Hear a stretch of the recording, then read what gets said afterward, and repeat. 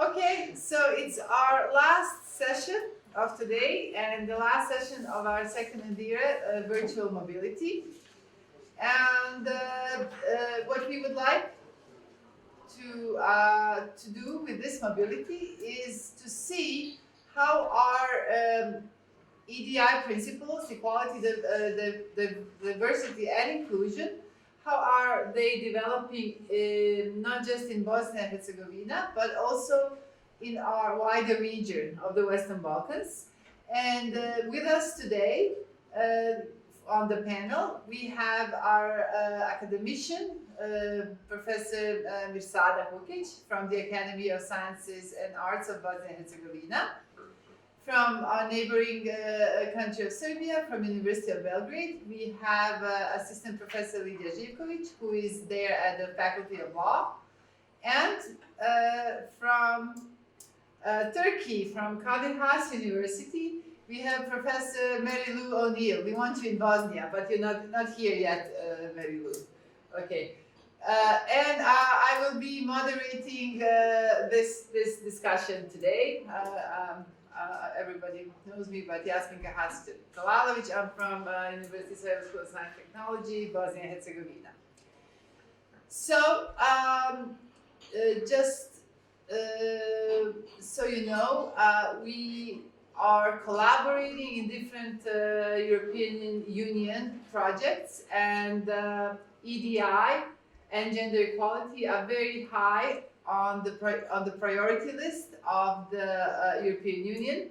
So high on priority list that they are not willing to give any of the research funding to any of the research institution that doesn't implement a gender equality plan. And here in the region, we have also embraced, this new way of ensuring gender equality. Traditionally, we have done some good things for women here. There has been a tremendous progress done in the past times, but of course there's still some room for improvements. Okay, so I would like to start with our regional guest here, and the question for both Lidija and Mary Lou. If you can just, I know your institutions are one of the early adopters of the Gender Equality Plan, both Kadir Has University and University of Belgrade. And maybe you can tell us a little bit about how was your Gender Equality Plan first established at the institution. So I'm not sure, Mary Lou? Lidija and I are fighting over who has to go first. Okay. I guess it's me, since I unmuted first. Let me say this.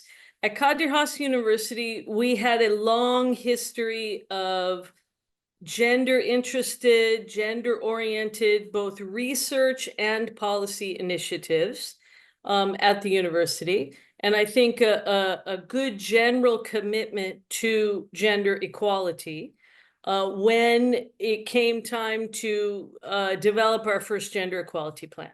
But of course, I think like in so many places, it came as a result of a European Union project.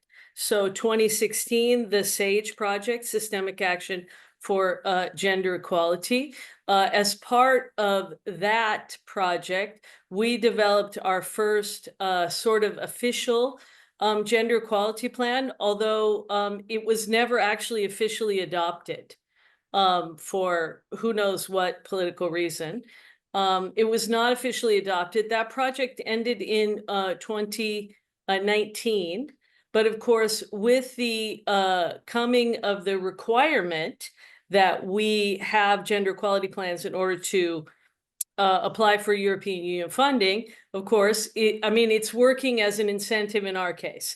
In the sense that it then meant there was an official Gender Equality Commission created to then develop a gender equality plan. I will say as I was part of the commission, we used the plan we developed under the SAGE project as the starting point, just because it was easier to start with something than with nothing, and then built on that, given changes that had happened at the university and progress that had been made in some areas, not so much progress in other areas. So that led to the official adoption of the gender equality plan that's now in place, although it is finishing at the end of 2024. We, as the EDI Research Group, are coordinating the budgeted project. So part of the budgeted project is to develop, again, gender equality plans, this time with the addition of a gender budget. So we're doing that as part of the project, but we also have a parallel process. The Gender Equality Commission has been reconstituted at the university, and hopefully now that school is starting, we'll begin work, hopefully very quickly, on updating the gender equality plan to re-implement that to get ready for 2025, because at the end of the day, we need to have it. We have a number of EU-funded projects at the university, and people are always applying. So it's certainly something that we need. So that's how we have come to have a gender equality plan. Thank you, Mary Lou. Thanks for breaking the ice first. Okay, and now me. Well, at University of Belgrade, we also developed a gender equality plan as a result of an EU-funded project, but it was another project. It also was finalized in 2019, and that's when the JEP was adopted, but this was the target project. So taking a reflexive approach to gender equality for institutional transformation. So again, the relevance of EU funding. But one difference maybe with respect to the Belgrade University is the way it is organized. So Belgrade University does have its own gender equality plan, but already at the beginning, we were all aware of the fact, or university was aware of the fact that each of the faculties should also have its own JEP, not only because of the different needs and different structure of students and employees and so on, but also because of the way in which University of Belgrade is organized. What I mean by this is that each faculty is a separate legal entity, and the, so to say, organizational independence and autonomy is quite, or a bit more substantial than it is usual with regular departments at some other universities. So I can speak from the point of view of my faculty, and that's Faculty of Law. We did adopt our gender equality plan, and I would say that almost 3/4 of faculties did so. However, the manner in which gender equality plan is drafted, meaning how substantive they are, how thorough they are, how considerate they are towards different groups and different issues, varies substantially.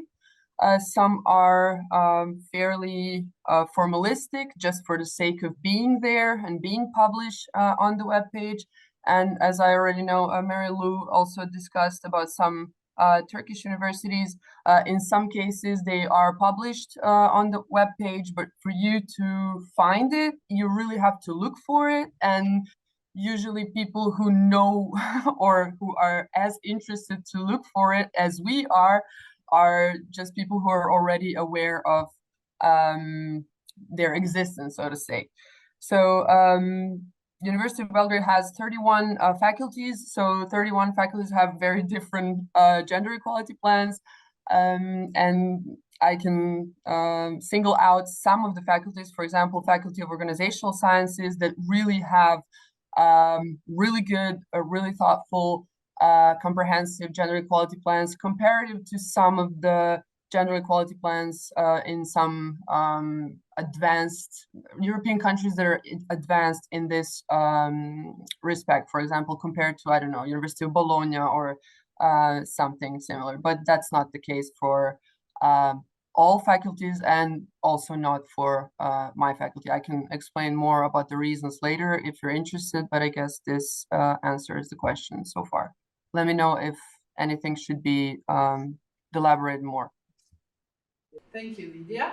So I also wanted, we are all unique countries, and in the EU, it's united in diversity, right? That's how the EU looks at all the countries, and we actually have some good practices in all of our countries, So maybe if you could just single out, some practices that you have discovered that have been, maybe even better than the EU, and then some that were particularly problematic that you can think of. I know, for example, Turkey has the, for example, number of girls in the STEM discipline in general is quite big overall in this region. And both Bosnia and Serbia have quite big numbers, and that has been traditionally so. But actually, Turkey is the only country in Europe that has parity, complete parity, 50-50, for studying computer science, for example. Yes. Okay. So, but at the same time, it's okay. But at the same time, there are these usual leaking pipeline problems in terms of career advancement, right? So maybe if you comment on your leaking pipelines, maybe both in Serbia and Belgrade, how serious they are, and how hard is it for women to attain a better position, to advance in their academic positions. Yeah, I mean, I think that in some ways quite similar approaches maybe. I think that, I mean, most of the time, I think when we talk about EDI in Turkey, what most people are talking about is equality for women. That's sort of the end of EDI. It's a really quite narrow approach, which I think is a lot of missed opportunity. So that's sort of a kind of general negative, I would say. Now, I think the sort of concentrated focus on women's equality has had some really positive effects. I mean, as you pointed out, we have lots of girls, young women, and women in STEM areas. We have lots of women in law. We have lots of women in medicine. We have in higher education, we have nationally about 33% of full professors are women, which is quite good in comparison to many, many other places. Now, having said that, 33% is not 50, as I like to say. So we have a huge number of women. We have, in fact, more women at lower levels when we look at higher education in particular than we do men, but they do disappear as we move higher up the rank. And of course, as is, I suspect, the case in most of your higher education institutions, the requirement for upper administration jobs, so to be a dean, to be a vice rector or vice president, or to be the rector, the requirement is that you be a full professor first. And so we're dealing with a much smaller pool of women than we are with men for those upper administration positions. So I think we definitely have a leaky pipeline in academia. I do want to say, though, when it comes to sort of EDI in general, I think that there are a few places that do a much better job in Turkey. That would be the private sector. And I think we often overlook the private sector. I mean, the private sector employs a lot more people than the public sector. and so they have a much bigger reach. But particularly multinational companies, multinational corporations in Turkey tend to do a quite good job. They're proactive, they're progressive, they're, I think, genuine in their approach to EDI issues, and they're not limiting it to just women. I mean, they're also looking at they're looking at race, they're looking at LGBTI people, they're trying to deal with issues related to religion, which tends to be very difficult here. So I think that they're a good source of inspiration to look for places where people are employing good EDI practices and also affecting a lot of people. So that may also be a place where we can look in the future to, get some ideas for how to better our own institutions. Okay, thanks, Mary. And what are some of the places where Serbia is doing well, Lidija? I'm very glad actually that Mary Lou mentioned the private sector, and I would say that the same thing applies to Serbia or multinationals in Serbia.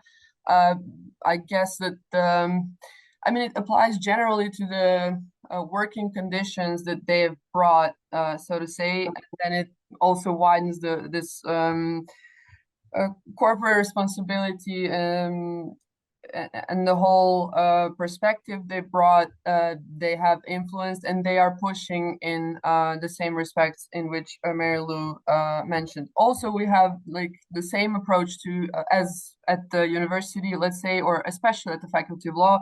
When you mentioned EDI, obviously we're mostly focusing on gender equality, especially when it comes to my faculty. Faculty of Law is, my impression is that law faculties in general are quite conservative.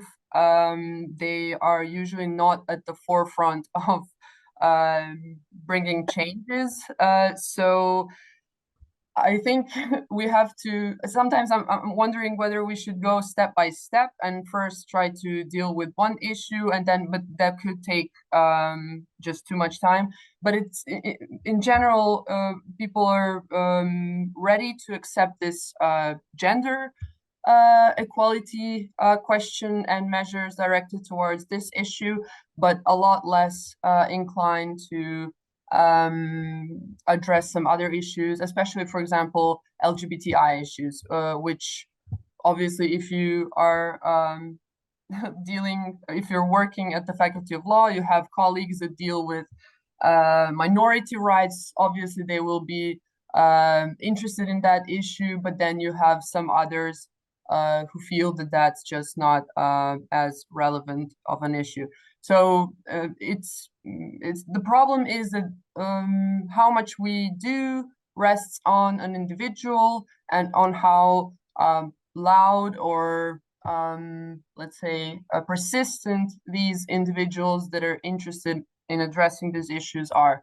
And that's our biggest issue at the Faculty of Law in general. And I think the way in which university is organized allows for so much different approaches between faculties, which is not necessarily good. I mean, there has to be some, let's say, a minimum standard below which you won't be able to fall, let's say, which now is not really the case.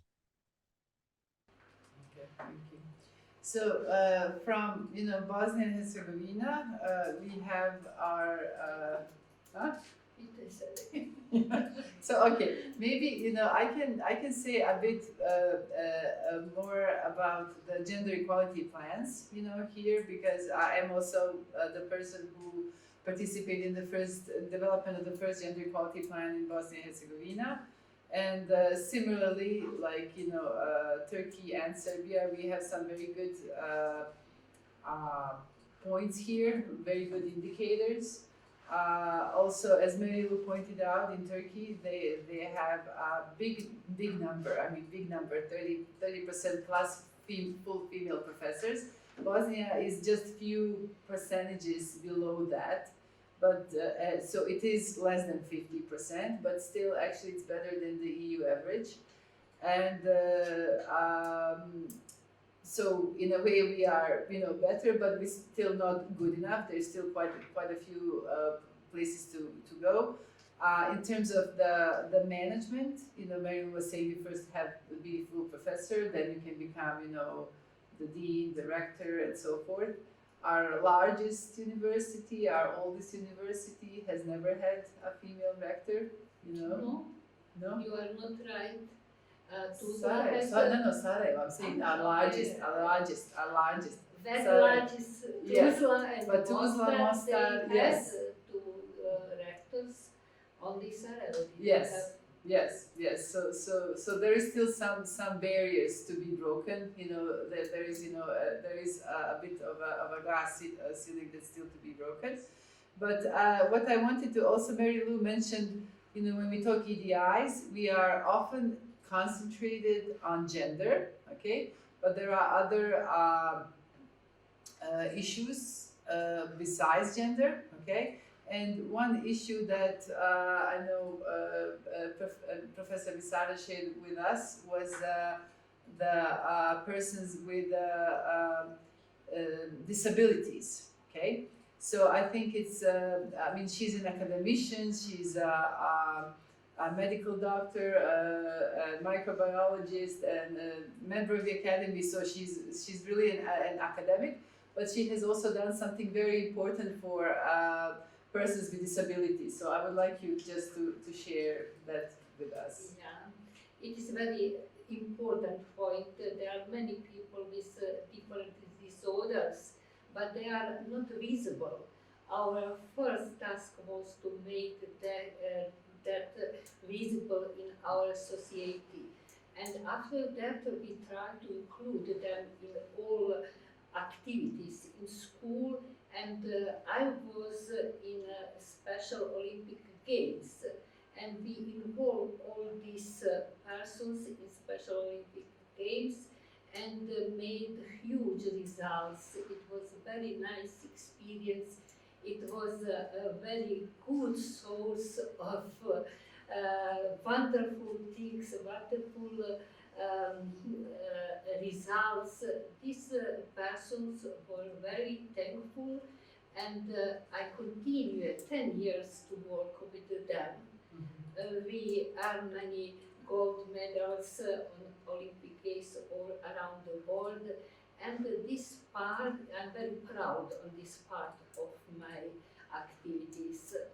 And these persons has many, they are very powerful, and we saw only this bad side, their problems, but they have very many good sides, and they can to do extraordinary achievement, and they are good in different fields of science, of sports, everything. They are, and we try to include them and make them happy.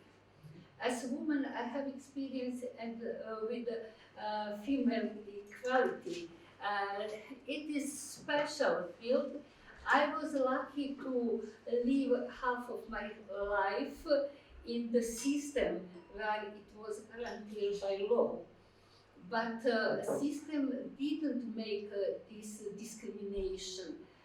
Problem was in us, because we were mothers and we worked with children and always put this in front of our work, our profession.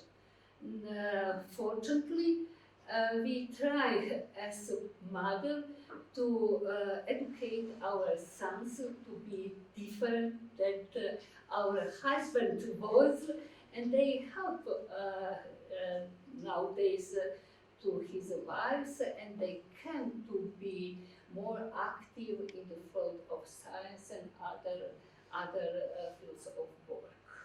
Yeah, so you're talking about this common problem of double work, where women were allowed to participate fully in the professional way, but still they had a double job that was waiting for them, and of course, with in fact, we have 3 jobs in the same time.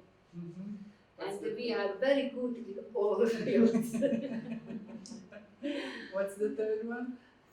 Educated our children. We are teachers, work in house, we are cookers, prepare food and clean everything. And on the other side, we work our job developed and achieve very good things in science and other. In my life, I'm not standard. In my life, I always was director, president, at least, how to say, chef, chief, supervisor. So I think women has to have this power, and they have to have aim, and I don't respect any obstacles. I just pass. Okay. You cracked the code, right? Okay. So I would like to maybe move on to, we talked about gender equality, we talked about other EDI, principles, and then something also that is interesting that's happening with these gender equality plans. And Mary Lou, you are leading this project, Budgeted, where we are actually implementing intersections in the gender equality plans, right? So maybe you can tell us a little bit about that, and then maybe we can all talk about different intersections that we chose to do, and how they can, maybe some simple remedies that, not even simple, but some doable remedies that can help us, solve these kinds of intersectional problems as well. Yeah, I mean, I think intersectionality is a really important part of the diversity picture now, in the sense that Sorry, maybe you can define the intersectionality, because I'm not sure everybody understands what we mean by it, if you don't mind. Yeah, I was just about to do it. I mean, intersectionality is basically the recognition that people have multiple social identities, and that those identities work together to construct who we are. So we're not just gendered, but we also have race, and we have disability or ability, or varying abilities, I guess you could say. And gender intersects with all of those things: race, class, sexual orientation, religion, immigration status, citizenship status, these kinds of things. And we often privilege gender, but at the expense of recognizing, I think, other identities that are also important. So, I mean, intersectionality just tries to recognize that people are far more complicated and have basically multiple identities that make up who they are, if that makes sense. Yeah, I mean, you might hear the call to prayer coming through my speaker. It just started, and I live right next door to the mosque. Speaking of intersectionality, so as part of the Budgeted project, one of the things that we're doing is all of our partners are required to identify 3 intersections to then take action about. Now, there are many, many more than 3, but we just picked 3 from the standpoint of we need a place to start. And in talking with other people about this, how to approach intersectionality, one particularly interesting way that I can't remember which institution is doing it this way, to be honest with you. But what they are doing is that their Gender Equality Commission picks one intersection to focus on each year, so that they're then having a kind of small snowball effect of, building up intersections, which I think is a very doable approach. Because I think one of the things that is hardest about intersectionality is that it just makes the issue that much bigger, and harder to tackle. And I think it is sometimes very hard to operationalize intersectionality. I mean, how do you turn it into something that we can do, a policy, a procedure that deals with gender and something else? Yeah, so we're dealing with that issue, intersectionality on the project. We have chosen for our 3 intersections, age, disability, and nationality. Now, let me be perfectly honest, since we are a group of people working on these issues. We chose these 3 intersections because this is the data that is available to us from the university. So it wasn't a matter of these are the most pressing issues, or this is the most popular issue, but this is the data that's available. For according to the local, basically personal data protection law, I mean, there's a lot of data that we're not allowed to collect. So for example, in Turkey, we are legally forbidden to collect sex orientation data. So even if we wanted to do that, it would be difficult because we don't have any data. Or at the very least, we couldn't have a data-driven set of actions. So that led us to, and I think that's an issue perhaps to talk about maybe as we move further along, is intersectional data collection is a whole, it's a mess, basically, for lack of a better way to put it. So yeah, so we've chosen those 3 intersections, and now what we're trying to do is integrate actions into our gender equality plan that address those 3 intersections, and then eventually we'll try to put budget on top of that as well. Does that answer your question, Jasminka? Yes, perfect. Thank you, Mary Lou. Yes. And maybe Lidija, you can tell us a bit of your intersectionality. Okay, at the Faculty of Law, we've chosen also the intersection between gender and age.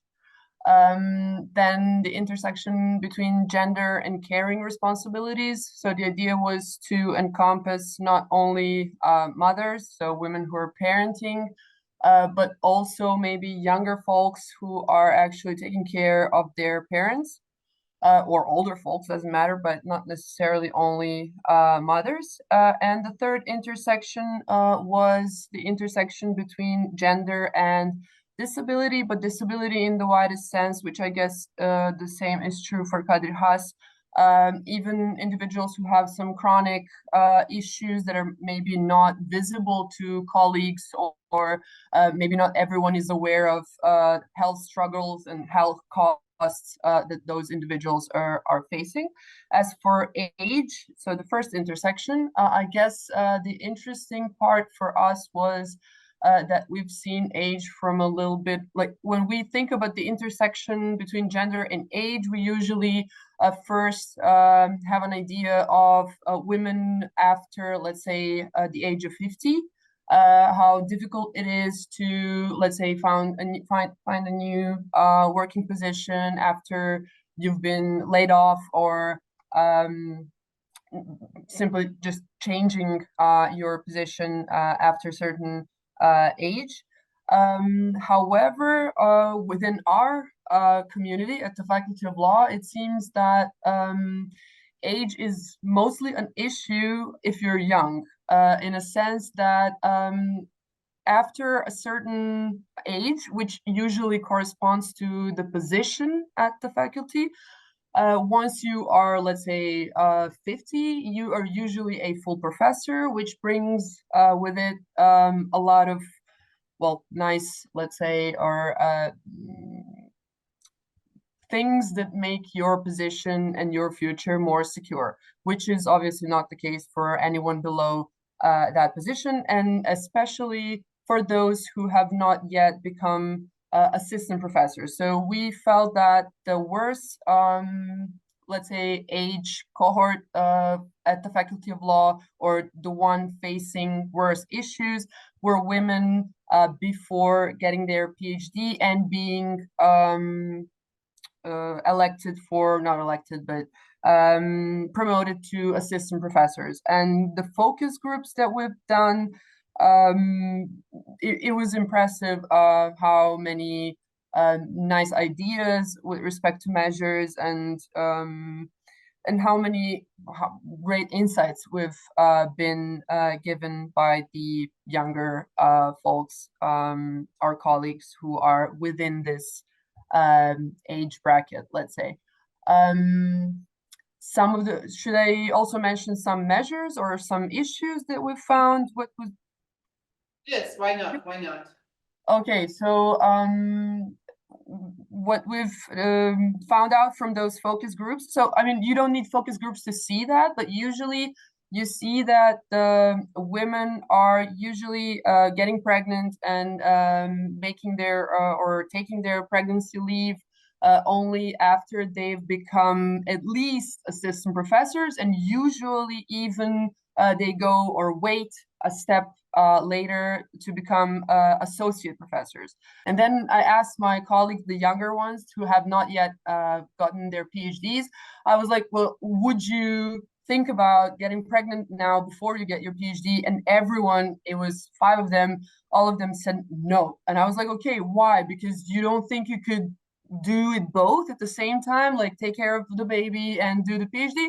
And all of them said, no, like we think we could manage that. It would be hard, but the problem is like the job security and like what happens when we come back, if we ever come back, if they let us come back.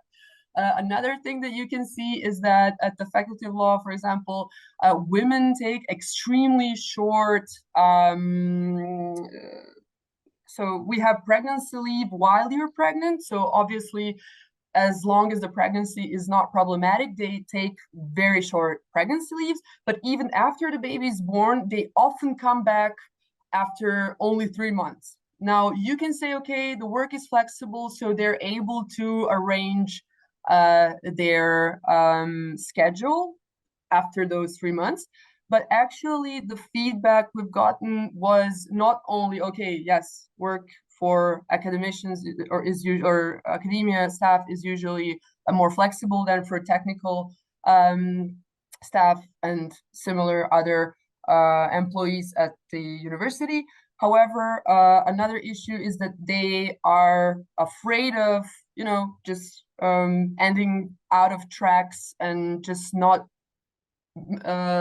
being considered for places they used to be considered for, or positions they used to be considered for before they took their leave. So 3 months is like, okay, remember me, I'm still here. Okay, now I go back into the race, let's say.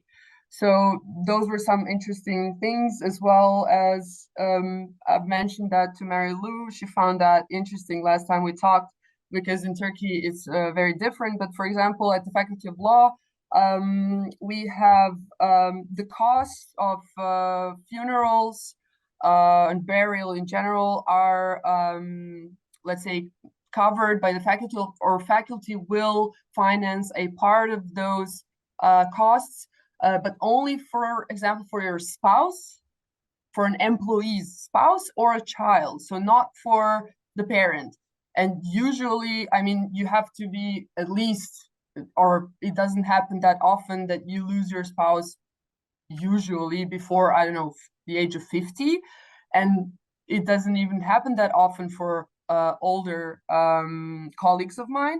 However, my younger colleagues lose their parents very often, and very often they don't have spouses, they don't have kids, but this cost for the parent does not get subsidized by the faculty. For example, for me, that was that was something that could help. I have a colleague who lost his dad recently, and for the first several years working at the faculty, you don't even have an employment contract. You have these contracts that are only for 4 months. So they're very temporary and very unsecure. And obviously, this does not give you sufficient funds to, well, let's say, without much struggle, pay for the costs of your deceased parent, let's say. So this was another measure that was thought to kind of could be helpful and would not mean some crazy amount of money. Obviously, whatever I'm saying, I'm mostly saying about this age intersection because we've done mostly,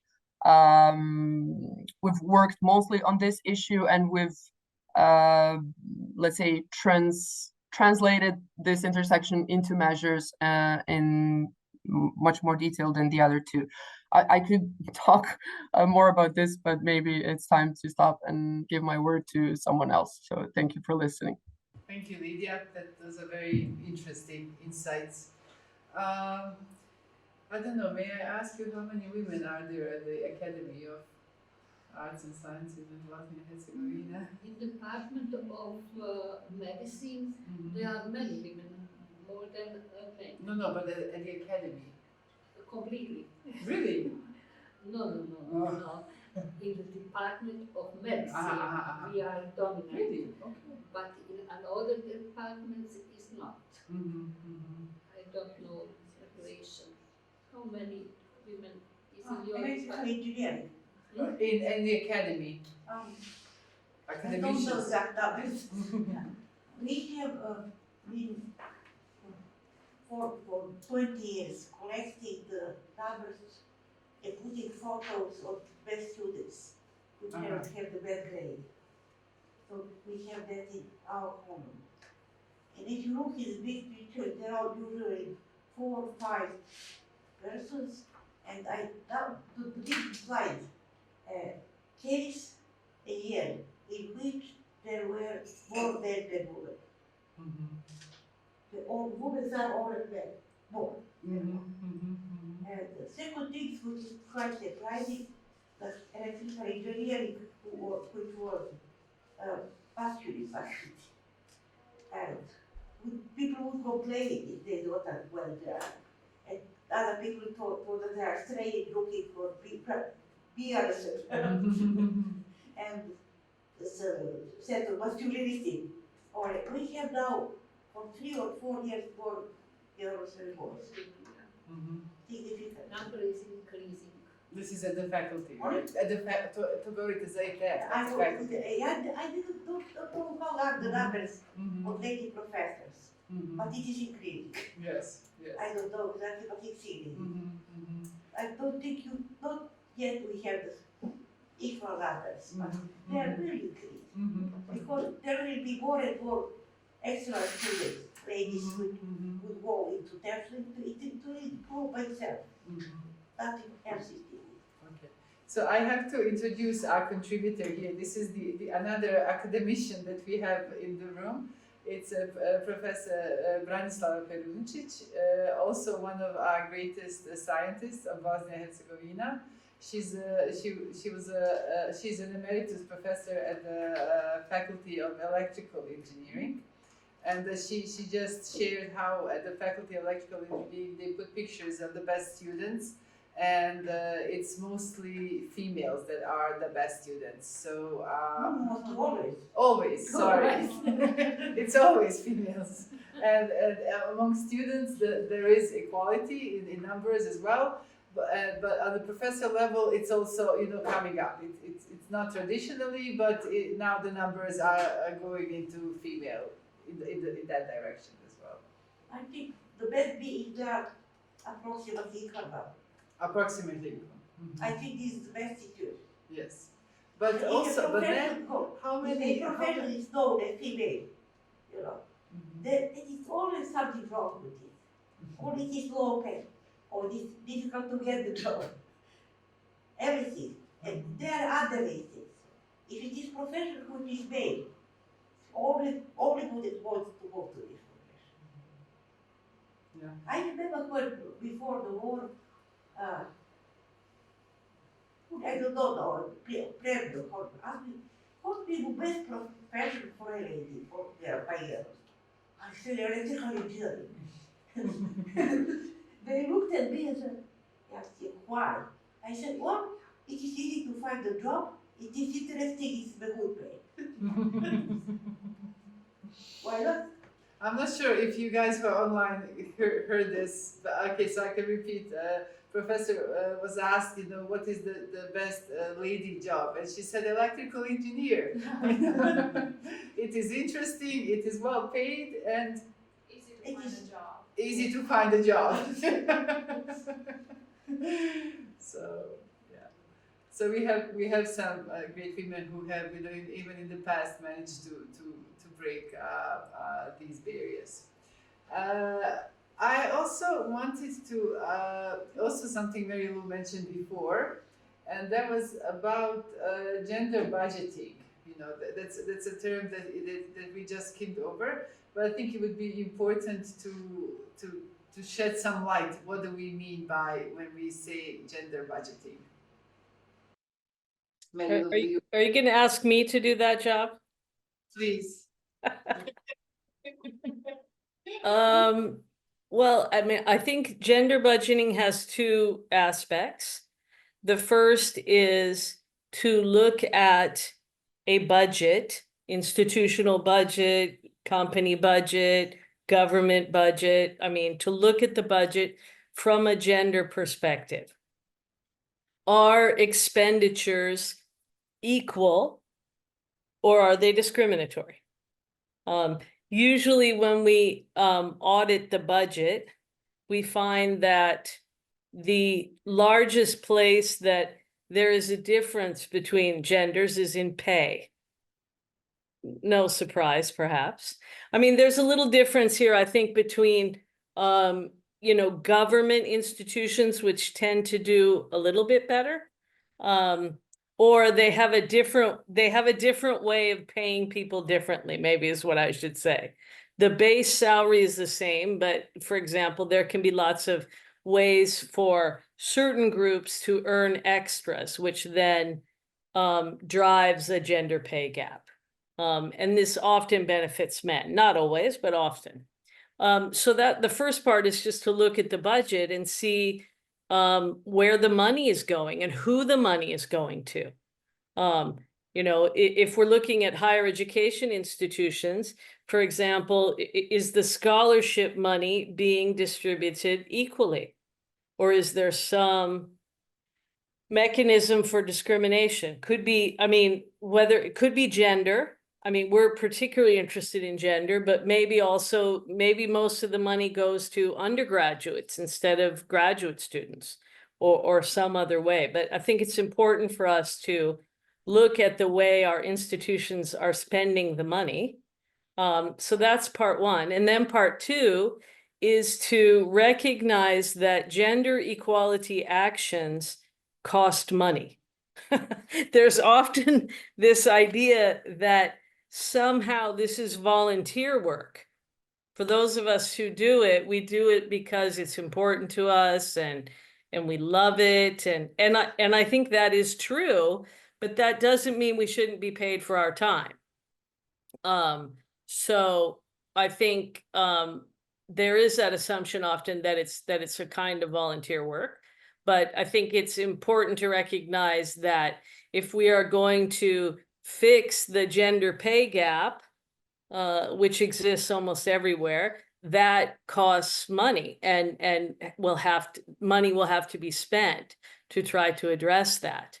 Or if there's going to be training, somebody needs to be paid to do the training, or develop materials, or whatever the actions are. I mean, even if it's about giving more leave to people, whether it's menstruation leave or parental leave, if we give more than the law provides, then somebody needs to pay for that.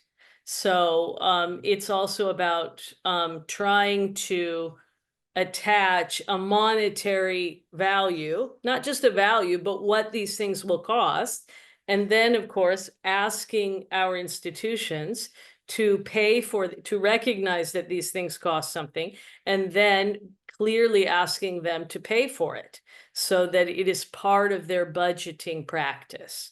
Yeah. Does that help? Yes. So basically to analyze the budget with having different, how much of a budget goes to different identities basically within the institution, and whether there is some discrepancy in how the funding has been allocated. Okay. Okay, at this point, I'd like to open the floor to any questions from the public here, or comments, or personal experiences. Okay, we have a question here. Hello. Leila. I want to know, is there any student activism going on when making those EDI policies, and how important you think that is at your universities? If there is student activism happening. Okay, good. Okay. Lidija, do you want to go first? Okay. Yes, it is, and it's again faculty focused. Maybe some relating to gender equality, but not as a broad spectrum of identities that we've been mentioning. But some other, for example, faculty of philosophy, where sociologists, anthropologists are all enrolled. That's probably the I would say the core of those activism movements. Student activist organizations. And what about at Kadir Has? Yeah, I mean, I think over the years, you know, we have definitely seen some sort of student-driven activism.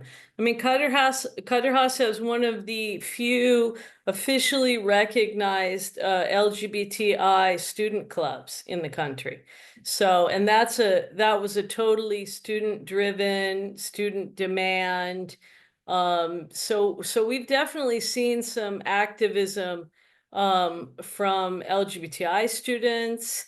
On occasion, we see some activism from, we don't see a lot of activism around disability, which is unfortunate, but I think it's mostly by the fact that in general, we don't have a lot of students with disabilities. And I think that that may take a few more years as students with disabilities are just generally more mainstreamed in Turkey into education and then into university. But mostly I think what we see is around LGBTI stuff and things related to gender-based violence. Not always at Kadir Has, but just generally in terms of Turkey, if there's going to be an issue you know, of student activism, it's usually those two issues. Okay. Any other questions, comments? Well, perhaps if, Of course, please. okay. So maybe I would just like to comment.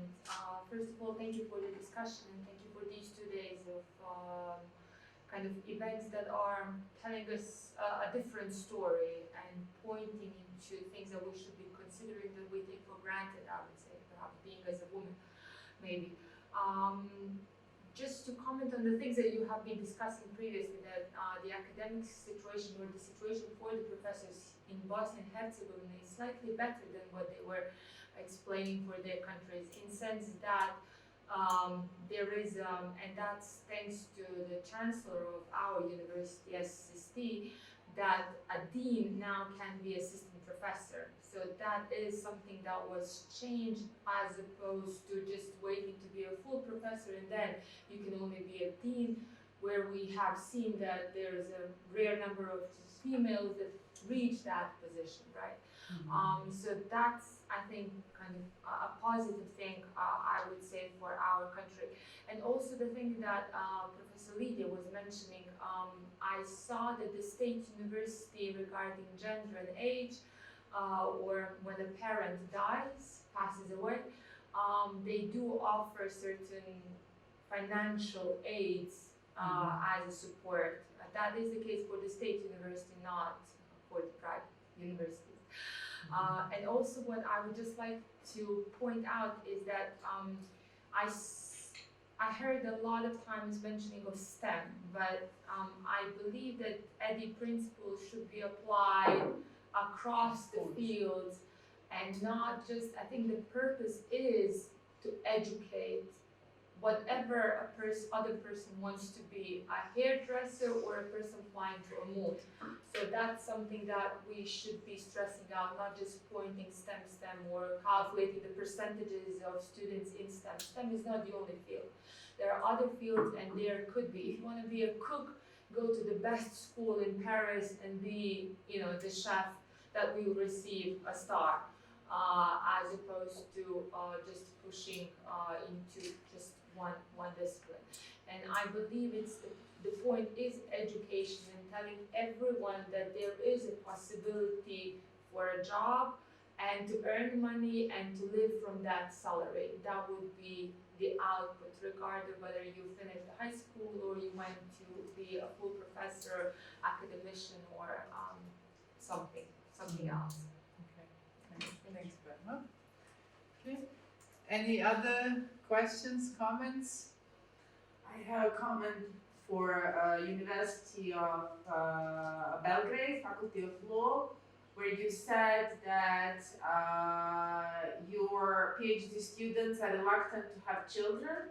I have a completely different experience from the university that I was working before.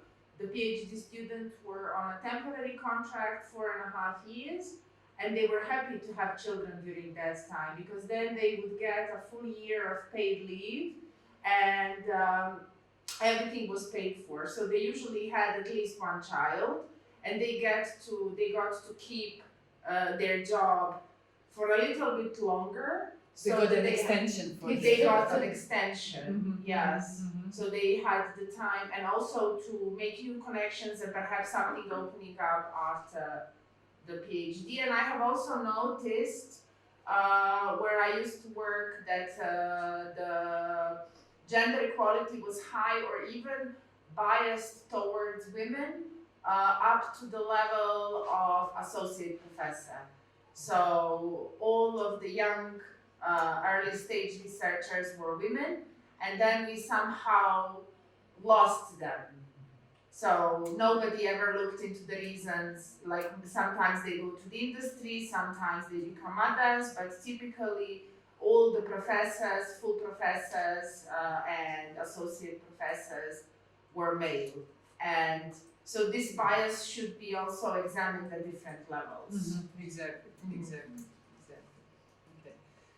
So Can I add something here? Of course, Mary Lou.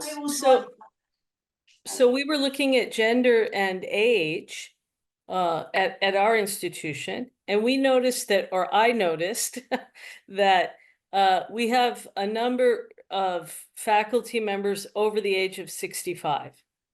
You can work in the private sector at the university until the age of 72. Okay, so at 65, you must retire if you are at the state university. But Kadir Has is a private university, so we can stay on until we're 72. But I noticed that I think we have 13 or 15, something in the teens. All of the faculty members over the age of 65 are men. And I thought, why are all these women retiring? They can continue to work if they want. We make a decent living. I mean, it's also a time where we have amassed a lot of knowledge and a lot of experience. And yet women seem to be retiring much earlier than the men.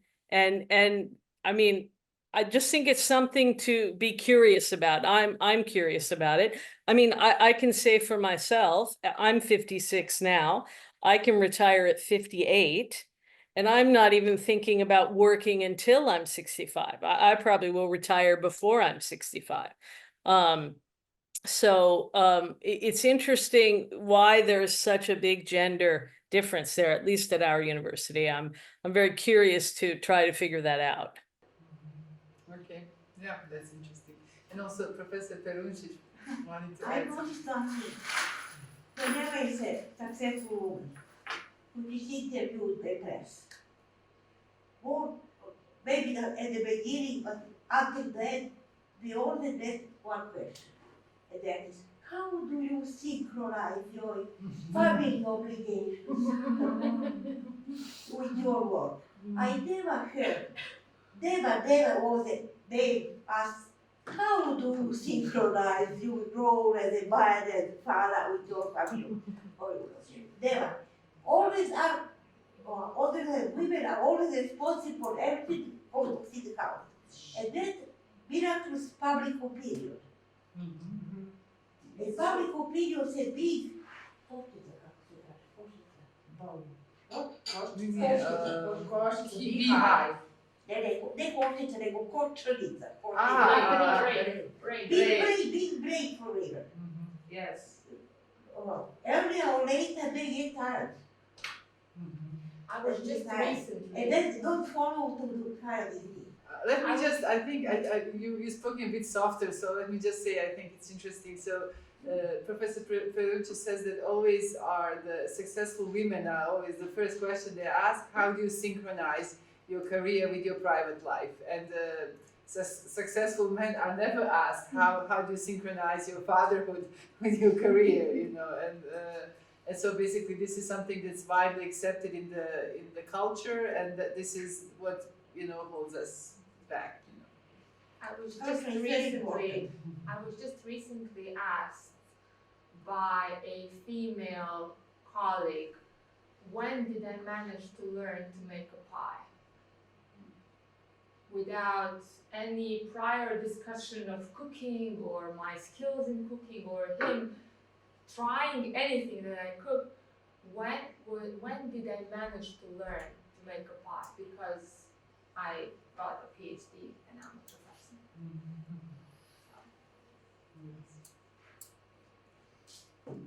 Okay. So yeah, I just when you are doing the job, don't speak anything about your children. Yes. so advice is not to mention our children when we talk about work or our private life. And then she doesn't pay attention. Don't speak anything. Out of the job, it is yours. Out of the job, then. Thank you.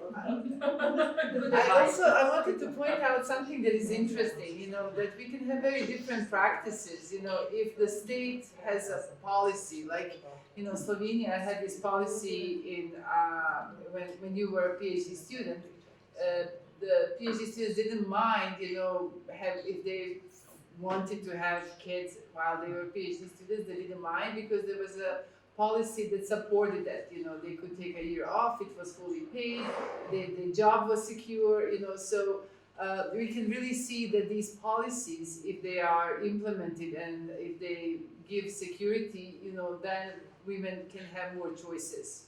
And I think that's important take away from this situation.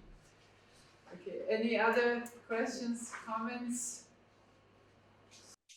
Just add something with respect to what's been said about pregnancy leave. And so the situation in Serbia that I explained, I'm assuming is different in a sense that yes, you do get a year of a break from whatever you were working on, and yes, your leave is paid, but the question is how much is it paid?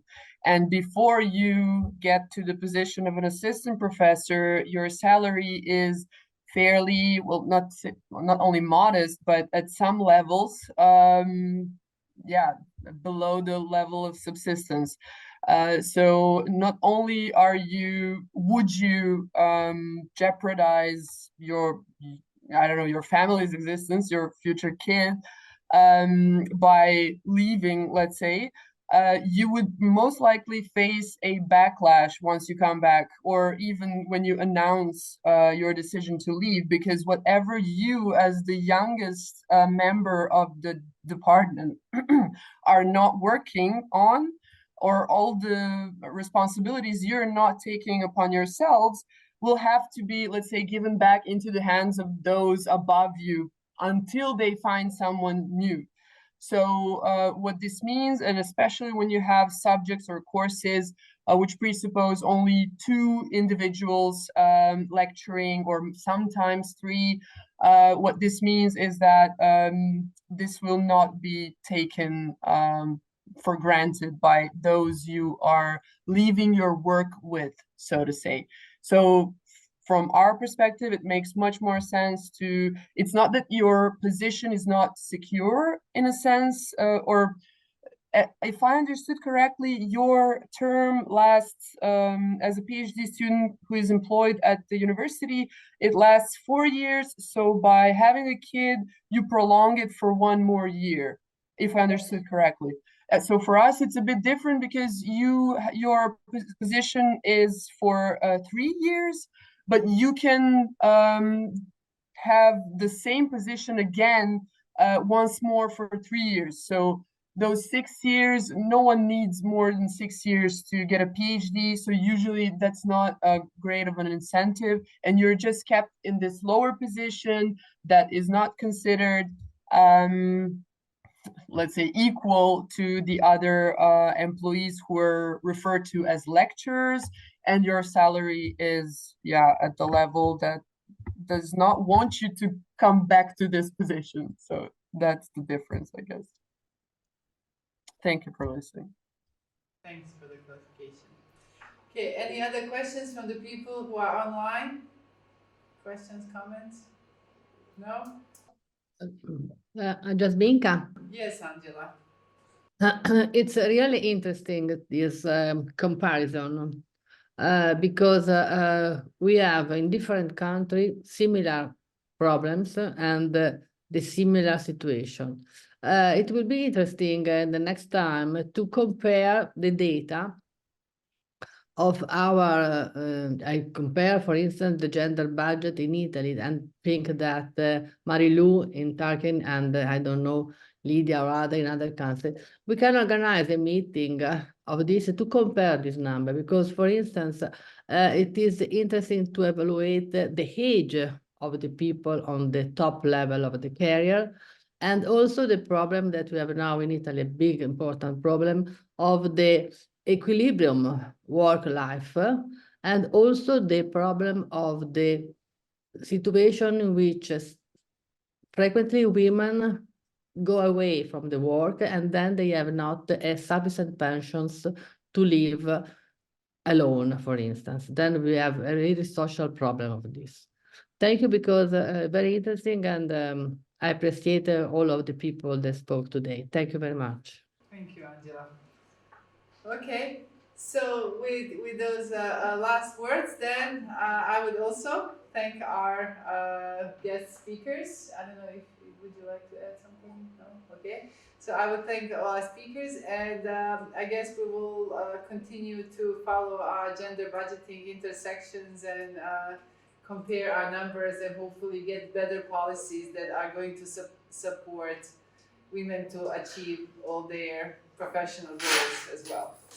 So thank you very much, and looking forward to continue to work with everyone. Thank you for having us. Yes, Yeah, thank you. Jasminka. Thank you.